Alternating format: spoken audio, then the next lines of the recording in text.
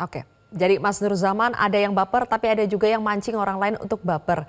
Padahal harapannya adalah pernyataan-pernyataan dari Menteri Agama apapun motifnya itu seharusnya meneduhkan, bukannya memancing orang untuk baper. Jadi bagaimana? Anda sepakat kalau sebaiknya terminologi-terminologi yang mungkin nyerempet dengan kebaperan itu harus dihentikan? Oh enggak, gini, ada tugas Menteri Agama sekali lagi yang harus menyampaikan kepada publik untuk tidak menggunakan agama. Itu satu hal yang harus beliau sampaikan karena beliau memiliki mandatori yaitu kehidupan keberagamaan sebagai Menteri Agama. Jadi sebagai pendidikan politik beliau harus menyampaikan kepada publik jangan gunakan agama. Jangan pilih pemimpin yang menggunakan agama sebagai alat elektoral. Itu jelas harus disampaikan kepada publik oleh Menteri Agama.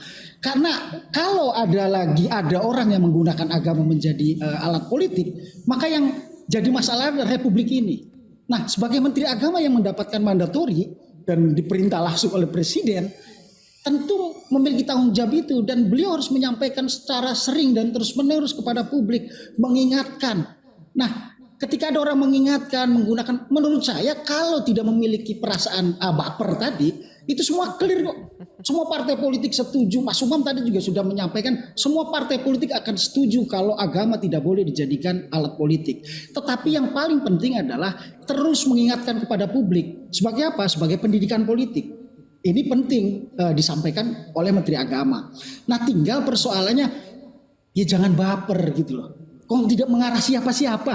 Orang yang baper ini kan tidak menuduh siapapun, tiba-tiba dia merasa itu yang lucu menurut saya.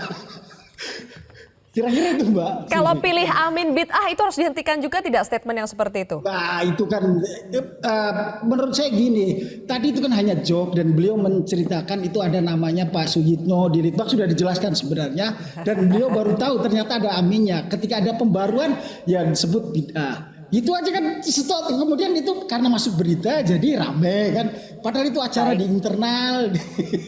Jadi itu sesuatu yang menurut saya ini tradisi NU yang biasa bercanda dan bergurau sebenarnya. Orang saja yang menilai ini jadi serius atau orang yang merasa saya nggak tahu merasa tersinggung atau enggak yang baper itulah. Tapi sebenarnya tidak mengarah dan menyasar siapa-siapa. Jelajahi cara baru mendapatkan informasi. Download Metro TV Extend sekarang.